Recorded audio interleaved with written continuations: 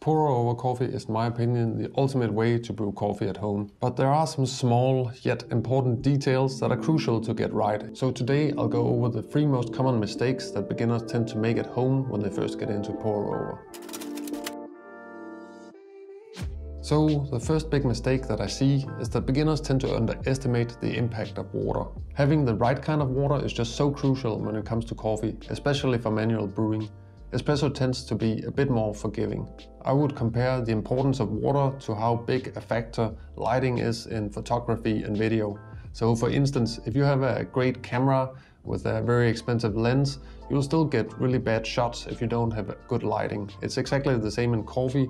If you have the best grinder and the nicest beans, they're still not going to taste great as pour-over coffee if you're using hard water with a high alkalinity. I would actually say there's almost no reason to buy expensive light roasted coffee from a third wave roaster unless you have access to really good water.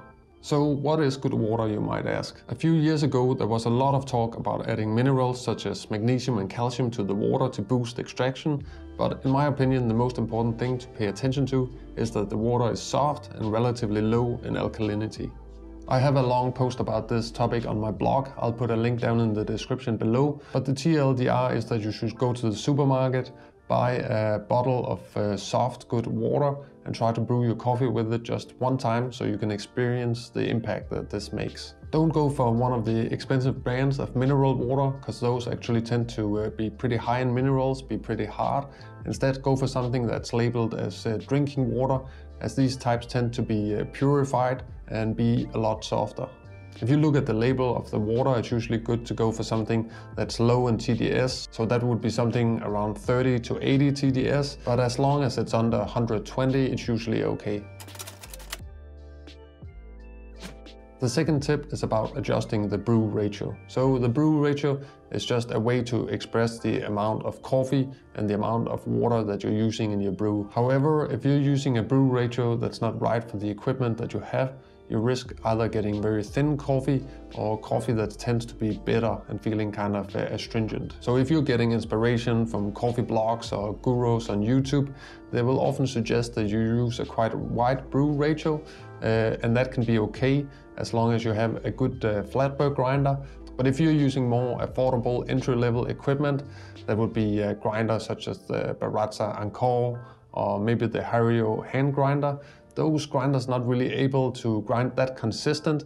They tend to create uneven particles and a lot of fines, and as a result they can easily create bitter coffee if you're using a wide brew ratio. With this type of grinder, usually it's better to go a little bit coarser and then make the brew ratio a little bit stronger.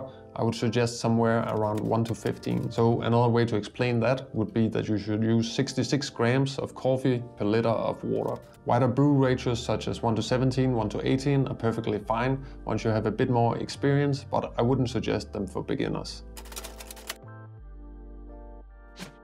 Another mistake that I often see is that beginners tend to create too much agitation. So one reason that this can happen is that you don't have a gooseneck kettle like this with a precision spout, but instead you're using your regular electric kettle at home. So when you're pouring with this type of kettle, the stream will be very strong and that will kind of churn up the brew bed, and that can cause excessive bitterness in your coffee. Luckily, there's some pretty easy solutions. So the first one is just to get a cheap gooseneck kettle, which I would say is a really useful accessory if you're going to get into pour-over. But another cheap option is that you can get this one here, the Hario Drip Assist, and then you can simply place it on top of the brewer, and then that will take care of the agitation. So stirring, swirling, and all kinds of agitation really all help to push the extraction higher, which is something that you will need sometimes if you're brewing a very light roasted coffee that's not that soluble. But I think that's often not the case for beginners. They're usually brewing more medium roasted coffees, and for that reason I think it's a good idea to be careful with the agitation. If your coffee is tasting bitter, sharp, astringent, and the brew bed looks kind of muddy, then usually it's a good idea to take it a little bit easy with the agitation. If you have any pour-over tips that you want to share with your fellow coffee friends, then drop them in the comment section down below. By the way, if you want to learn more about agitation and how to minimize it, then I have a whole video about the Hario Drip Assist and how to use it. I'll put the video right here, and then you can just click it and then I'll see you over in that video.